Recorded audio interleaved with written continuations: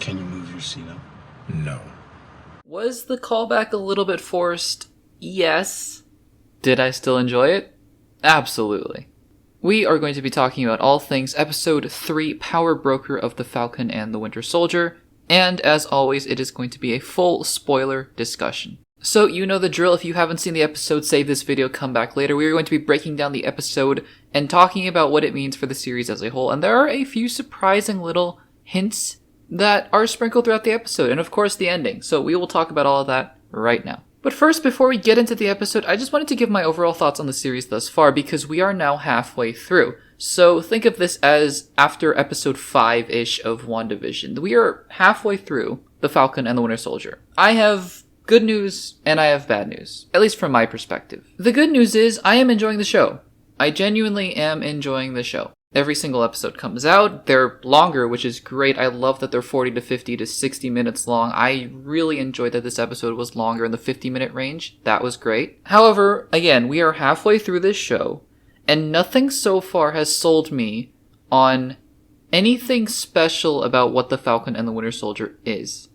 As in, it's still behind all of the cool reveals, great writing, good character moments, funny jokes, good action, still feels like generic Marvel. Now, before anyone says anything, I don't know if you've noticed, but generic Marvel is not a bad thing.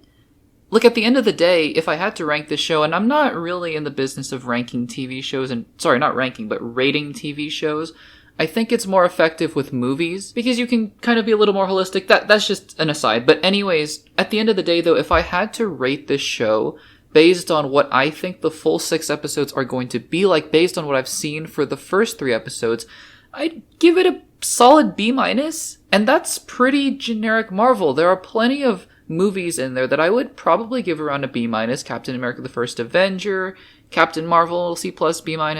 And honestly, I'd probably give Falcon and the Winter Soldier a B because it does things better than those movies did. For example, the action is superb. Action is not quite Winter Soldier level, but it's pretty up there. The writing is pretty good. The characterizations are very good. Some of I think the villain plots are going to end up pretty decent, although I have my doubts for a couple of them. We'll talk about that in a bit. But there are just a lot of things that this show is sort of checking off the list. For example, you have the good action. You have the charismatic leads, you have the funny Marvel humor quips, you have the sort of sympathetic villain with the mom dying and all that sort of stuff, okay, setting up some basic motivations for the villains, fine. Did I mention you have the cool action? Now you have the interconnectedness with the Black Panther universe coming in. I mean, yeah, it's Marvel. And maybe I'm just spoiled because after seeing WandaVision just do something so incredibly crazy and different, and I loved almost every second of it. Yes, the finale was a little generic, yes. But still, it's just... And seeing that Loki looks like it's going to be doing something also incredibly different, this show was just kind of sandwiched in there. And I do like the character, motivations and development that they're giving Sam and Bucky. It's just, do we need 6 hours of the Falcon and the Winter Soldier just to say, look, Bucky and Sam are 3-dimensional characters? I mean, it's fun. I'm not going to complain. I'm just sitting here going, yeah, this is fun. And again, I really feel like this show in particular would really benefit from just being seen all at once, whether or not they wanted to release all the episodes in one go, or if they wanted to, I don't know, cut this into a movie, because I'm excited to see the next episode. But I also am kind of like, okay, we're at the end of Act 1, we're at the end of Act 2, we're heading into Act 3. It's more of that than, oh, I'm really excited to see Episode 4. I'm just like, yeah, I'm more excited to see the next hour of this movie. All that aside, let's talk about the episode. So remember how last episode started out with John Walker being a little bit more sympathetic? Yeah, throw that out the window. Do you know who I am? Yeah, okay. So John Walker is a jerk. And I think they're doubling down on that, which, okay, you're gonna pick a direction, go for it. One of the things, though, that I'll talk about in a little bit with both Sam's sister and also the Black Panther Io cameo, is that, like WandaVision, admittedly, this show has a lot going on, and so, yeah, you're gonna have some plot lines that just get ditched, unfortunately, and that's John Walker in this episode. John Walker is nowhere to be seen for basically 90% of it. In the grand scheme of things, is that a big deal? No, but it's still... I think it's still noticeable that they opened up this episode with him and then he's gone. Okay, fine. And then we get the confrontation between Bucky and Zemo. Now, one of the big standouts of this episode is Daniel Bruhl as Helmut Zemo. And we'll talk about his motivations, but I just love that first interaction. I love that he starts out by saying the code words and Bucky's just looking at him. And he goes, you know those don't work on me, right? And Zemo says something like, oh, I know. And he does know that. It's not like he was trying to do it and then it didn't work. But he's also saying, look, I just kind of wanted to see how you would react to me saying that, even though I knew you wouldn't actually turn into the Winter Soldier again. I just think that character, again, like I've been saying over and over and over again, he was okay in Captain America Civil War. He is so much better suited for a series like this. And it looks like he may not actually be the villain. I also love, as they head out on his plane, that they are introducing this idea of Baron Zemo because, yeah, they couldn't really do that in Captain America Civil War, and I think it's fun. Look, you don't have to copy the comics for everything, we know that, but it's fun when they put in these little hints and nods and winks in there, and he is now Baron Helmut Zemo. And then they move off to Madripoor. I thought from the trailers that Madripoor looked like one of the coolest locations, and it certainly was. It was a very different part of the MCU, and I really enjoyed going just to a different location than, America, or in Europe, or in Germany somewhere. We've been to Germany how many times in the MCU so far, so it was just good to be in a different sort of locale. Before that scene, though, and I guess I'll address this now, because there are a few scenes like this throughout this episode, and I think throughout the show that there are just a couple scenes where characters are talking to each other. And again, I really like that. I do like those moments where films or shows about superheroes or whatever, larger-than-life characters, just take time to have them sit down and talk. There was a scene in X-Men Days of Future Past where Hugh Jackman, James McAvoy, and Michael Fassbender were just talking on a plane. It was very sort of reminiscent to that for me. And I like how they're talking. There was a really good callback where Zemo says he had flaws, Steve Rogers did. It was a callback to Civil War where he said, you have, I believe, a little bit of green in the blue of your eyes. How nice to see a flaw. Just great conversations, great dialogue. So then there's this really awkward interrogation scene. I guess every episode needs to have that one awkward scene. Last episode was the therapy scene. This scene, it's the interrogation scene with this Shelby person. And he gets a phone call, Sam does, out of nowhere. Like his sister hasn't called him the entire show, and he gets, okay. And then look who shows up, Sharon Carter. Now, as MCU fans, I'm sure a lot of us are on the side of we don't really like Sharon Carter because of what happened in Civil War with Steve Rogers. Fine. I am one of those people as well. But I am also one of those people, as you know, who likes to give characters and movies and just anything a second chance because I could be proven wrong. I could be proven very, very wrong. So, to my pleasant surprise, I actually think Sharon Carter was one of the best parts of this episode. I just straight up think that she was one of the best parts of this episode. Her action was great.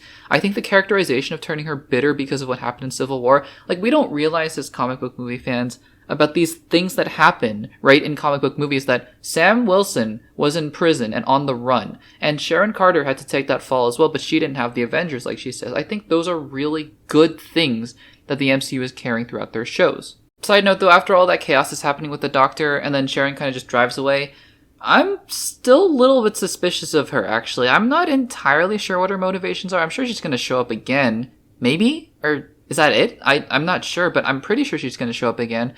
Is she working for the Power Broker? Is that a wild theory? I don't know. I'm throwing that into the universe. I'm not sold, but we'll see. And that's basically it for the episode, except for, of course, the ending. Now, so when I was watching it, I had no idea what was going on. I didn't recognize the beads. I went back and saw it, and yes, those were the vibranium beads. But when Bucky goes into the alleyway, and he goes, I've been waiting for you to show up, or whatever he says, I was kind of like, is Bucky a double agent? That would be a twist, wouldn't it? But it turns out it's, I don't know how to pronounce the name, Ao from Black Panther, one of the Dora Milaje. I'm of a couple minds about this. I think that it's cool, and it's a good connection because I'm sure Bucky Barnes has his connections now with Wakanda after spending a little bit of time there.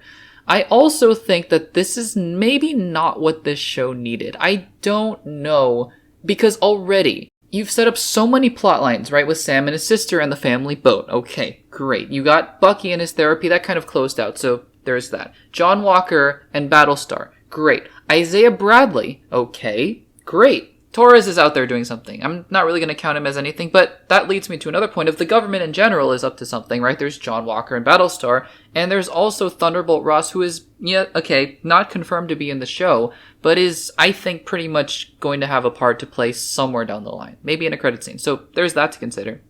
Now we got Sharon Carter and Zema, who very admittedly nicely tied together everything, so that was good. I'm very glad they're not very disparate plot lines that are just all over the place, like Iron Man 2, for example. They're all coming together, at least in that respect. And then you have the Flag Smashers, and now you have the Power Broker. And now there's Wakanda. So, on one hand, I'm happy.